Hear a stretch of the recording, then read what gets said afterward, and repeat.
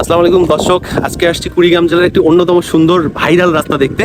এই জায়গাটা এতই সুন্দর আপনি চিন্তা করতে পারবেন না। এই রাস্তাটাতে আসার জন্য আপনাকে আসতে হবে কুড়িগ্রাম সদর থেকে হরিকেশ পার হয়ে আসতে হবে আপনাকে সুজামের মোড়।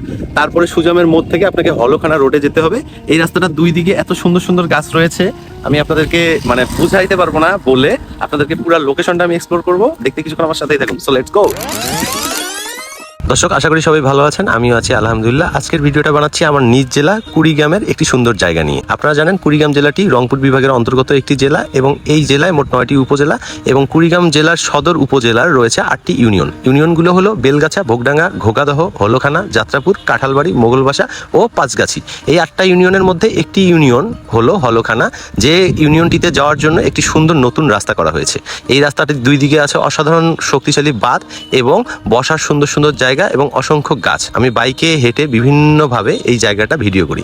যারা কুড়িগ্রামের জামাই কুড়িগ্রাম জেলায় বিয়ে করেছেন, শ্বশুরবাড়িতে আসার পর ভালোভাবে আড্ডা দেওয়ার বা ঘোরার বা নীরবে একটু বসে বাতাস খাবেন, জায়গা খুঁজে পান না, তাদের জন্য আমার এই ভিডিওটা কিন্তু মোটামুটি সহায়ক হতে পারে। আমি নিজেও এই জায়গাটাতে গিয়েছি, অসাধারণ সুন্দর রয়েছে। লেক ভিউ নদীর পার, চাষের জমি, গাছ, ছায়া, বসার জায়গা, টাইলস করা ইত্যাদি ইত্যাদি। দর্শক, আবহাওয়া কিন্তু এবিসিডি বুঝতেছি না, এই বৃষ্টি, এই রোদ, এই কাদা, এই শুকনা, কি আর বলবো। চৈত্র মাসে পাচ্ছি আষাঢ় মাসের ফিলিংস।